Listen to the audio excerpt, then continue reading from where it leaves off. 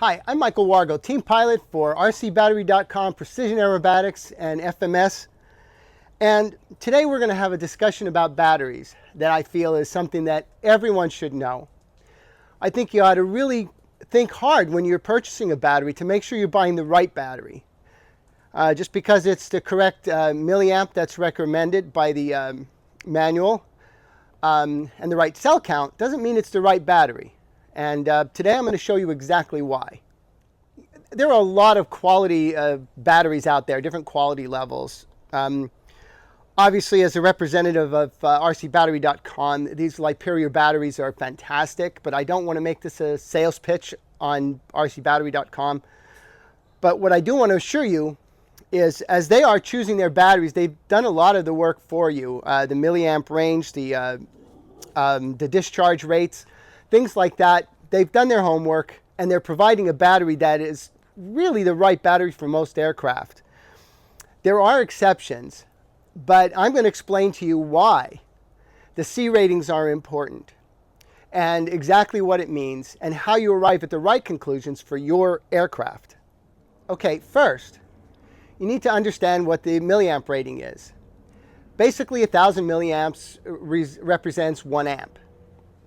And the C rating, if the C rating is 10 C, that means it can discharge at the rate of 10 amps without damaging the battery.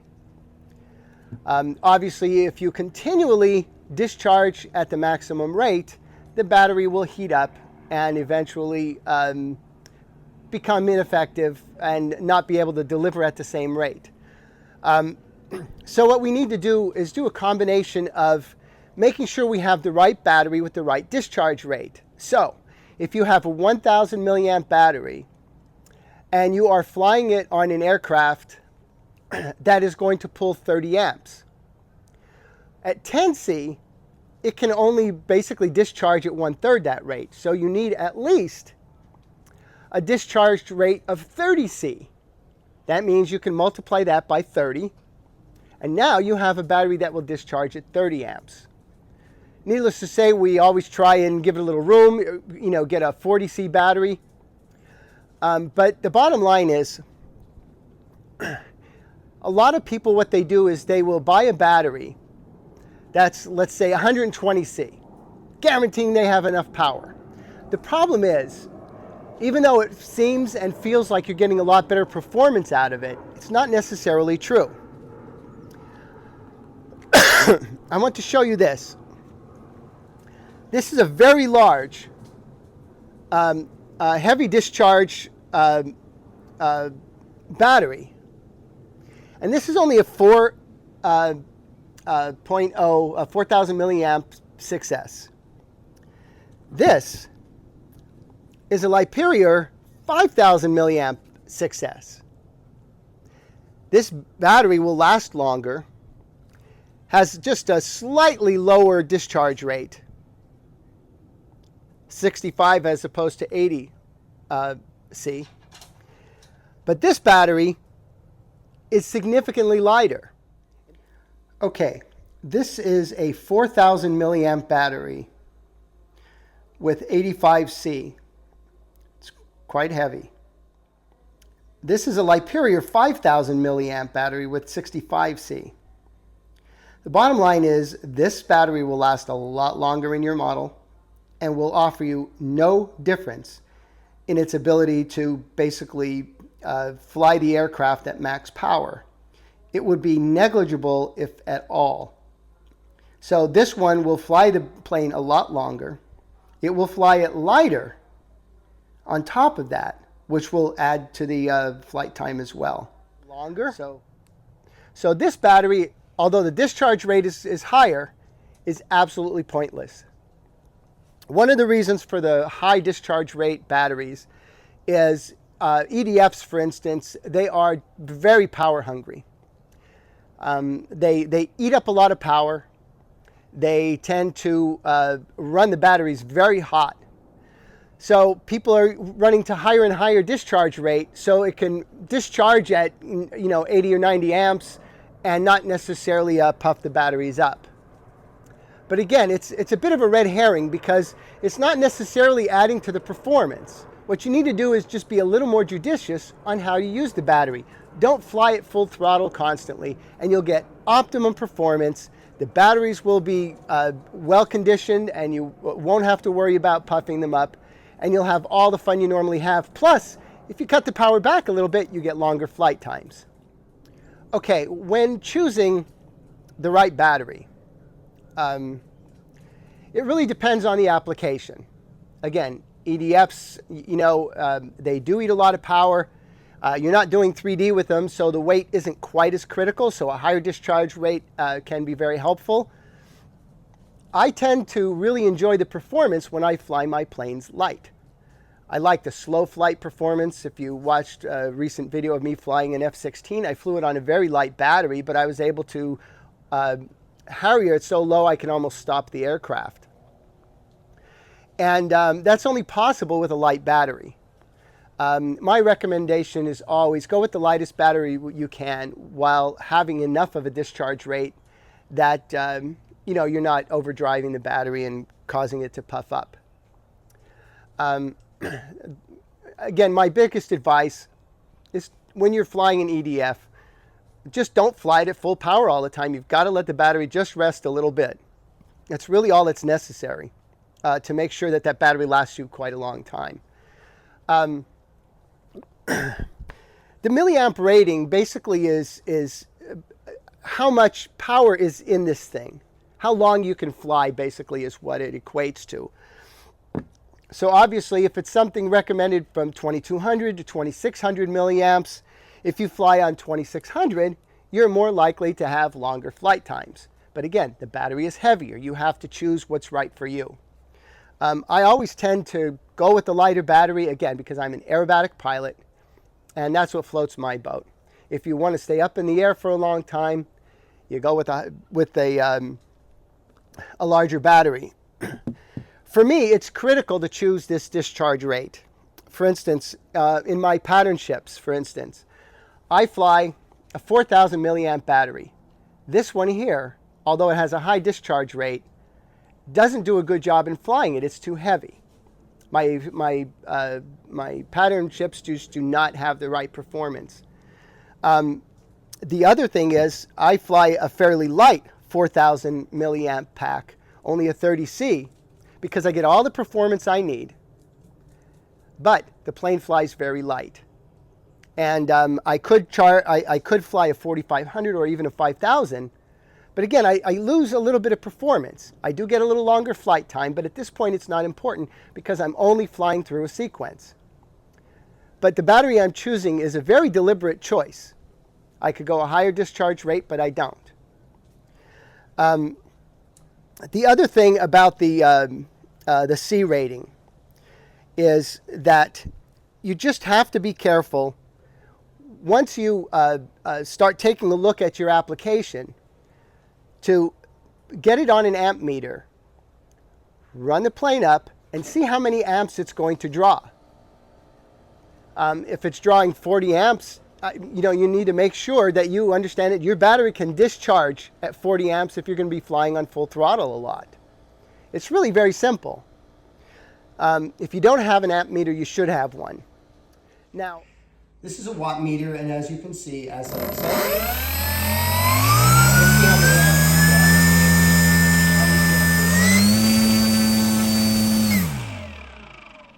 you can get longer flight times and be able to fly with a lighter battery if you simply prop the plane down a little bit.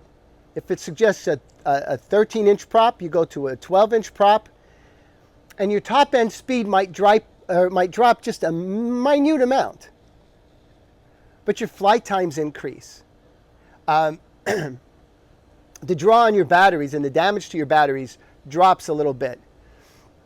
The very marginal amount of extra speed you'll get, as soon as you're in the air, it's not even noticeable, literally not noticeable.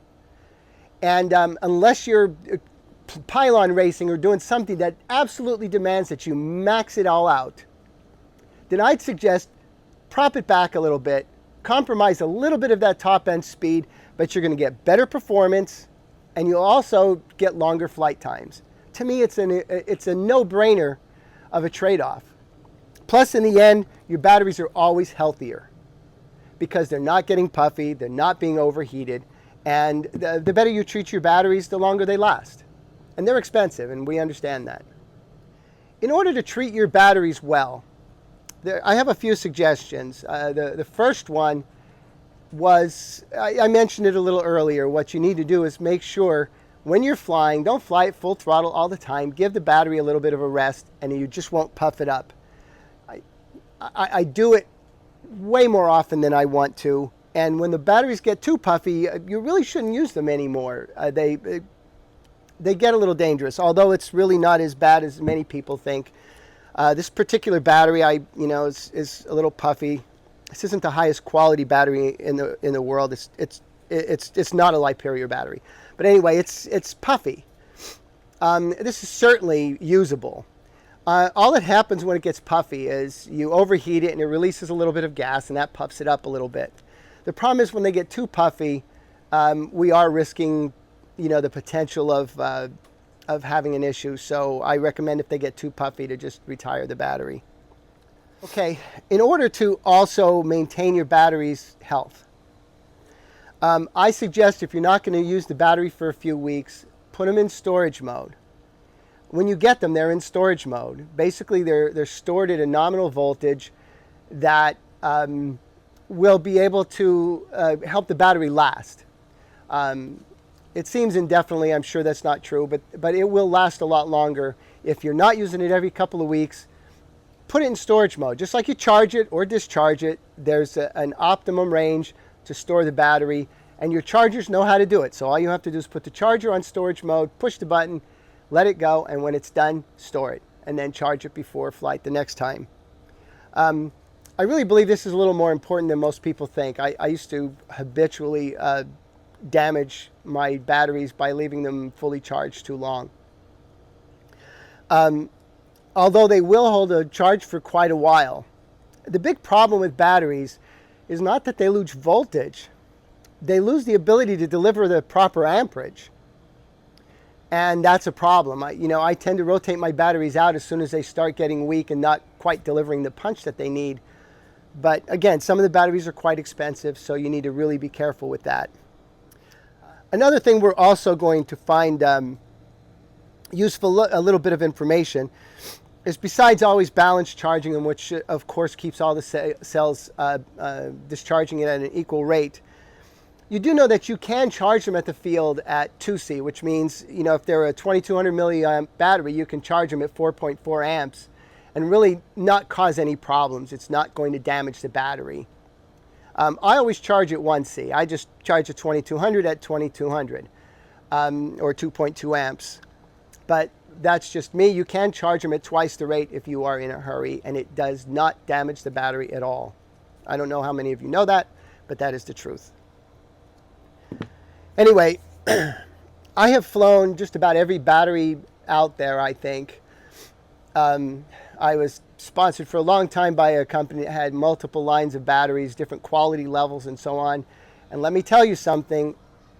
It is absolutely true that there is a big difference between batteries. And, one of the reasons I'm with rcbattery.com is the Liperior batteries are very consistent. They're very consistent. They deliver really good power, and they're very difficult to puff up. And I think they're a great value for the money. And there are great batteries out there. There are more expensive batteries. There's less expensive batteries. For me, it's all about finding the right value. And of course, I think they deliver a great value. I've had a lot of trouble with other packs that have gotten to the point of upsetting me because, I fly 3 or 4 flights on them. They're already getting puffy. But anyway, I really think they make a good product, and I think the product works really well. I love the weight of them. Like I said, these are some competitors in the same price range, and you could see it's smaller and more compact. This actually has more milliamps than this, and this is a larger battery. So this stuff is important, and the performance of your aircraft is important.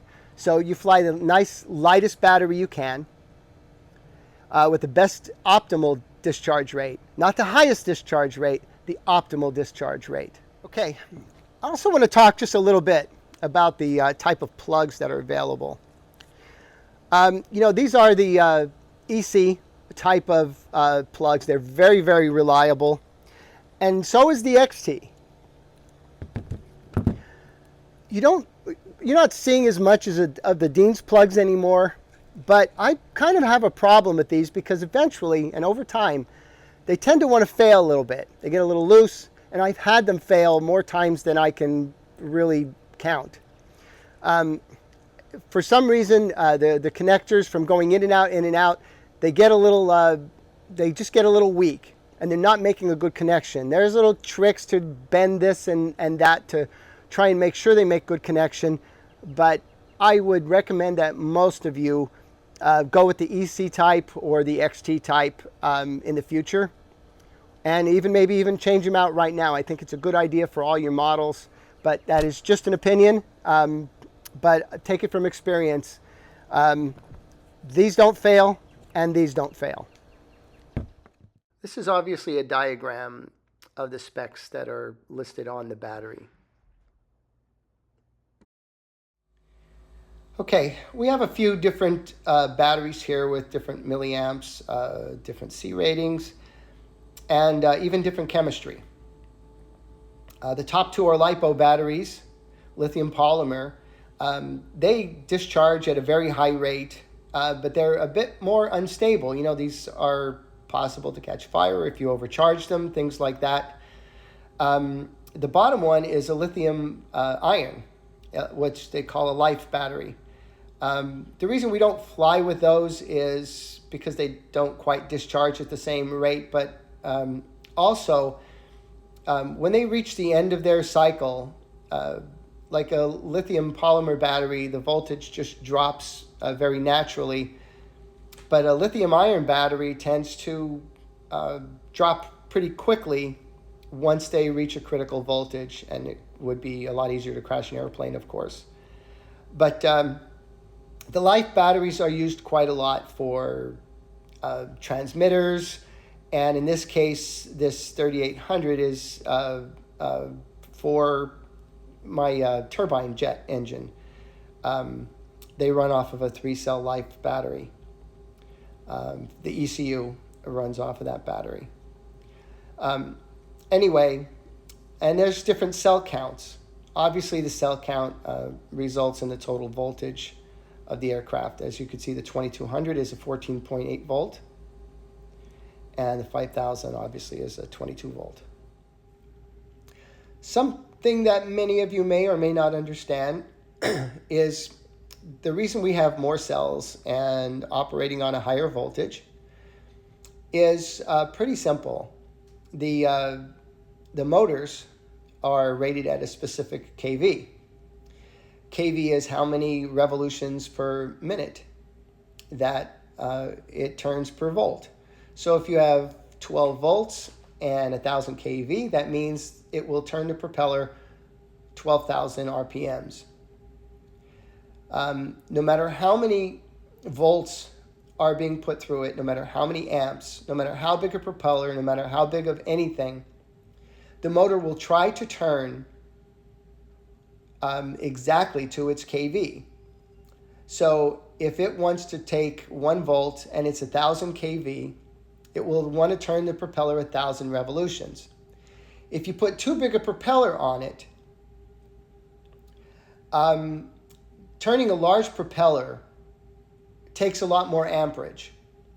So no matter what, it will try to turn that propeller to the amount of kV that it's rated at. So it will try and turn it 1000 revolutions per volt. The problem is, if the propeller is too big, it will take so much amperage that you can, harm the battery and you can harm your system. So, when the manufacturer says put on a 12.6 prop at a 14.8 volt battery, they have optimized the system to be able to function at that. And if you use a propeller that's outside of the recommended range, you will start driving the battery to have to deliver more amps than it's really rated for or is comfortable with. So be very careful when you're choosing a propeller. Read the manufacturer's specs and make sure you treat your batteries the way they're supposed to be treated, and don't try and over discharge them. Okay, here's a little simple piece of advice. Set a timer. It's very simple, and the timer will give you an idea of when your battery is getting low. I wish I was a bit more vigilant with this, but it's something that you can always do to make sure that you don't just over discharge your battery. That is the biggest killer of batteries. So it's a good piece of advice. And also, if you have any of the telemetry data available to you, use it. Watch the battery, don't over discharge it, and you will get very good life out of your batteries. I have another tip for you. Read the manufacturer's recommendations, whether it's from the plane or the motor, and stick to the values of batteries that they suggest. The only thing that I can recommend that goes outside of it is if you want longer flight times, go ahead and put a bigger battery in if you don't mind the lack of performance with a bigger battery. Especially some of the high-wing planes. I mean, you can really, you can almost double the size of the battery and that plane will stay in the air. I'm somebody who values performance. I love to fly the aircraft. I love to do aerobatics with the aircraft. And the lighter, the better, usually. In closing, when I'm choosing a battery, I just set my sights right at the lightest possible configuration to make sure that I can get the performance I need out of the aircraft. And depending on what I'm doing with the aircraft, for instance, if it's a purely 3D oriented airplane, I need it light. That's all I really care about. As long as it's delivering enough amps to fly the aircraft, I want it light. However, if I'm doing aerobatics with a jet, or I'm doing aerobatics with a high-wing trainer, I'll fly a little heavier battery. I won't necessarily always go with the lightest. Obviously, if I'm filming a video and I'm trying to do some really crazy stuff, I do work exclusively with the lightest configuration. But if I'm flying a jet for my own purposes, I know I'm going to try and do some cool stuff. I'm going to knife edge it low and maybe Harrier it super low. I fly a fairly light battery, but remember, I'm also doing other things.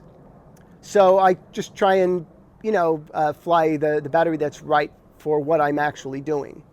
But as soon as you learn how to do this, I think your flying will be a little better, your flight times will be better, and again, you won't have batteries that look like footballs anymore.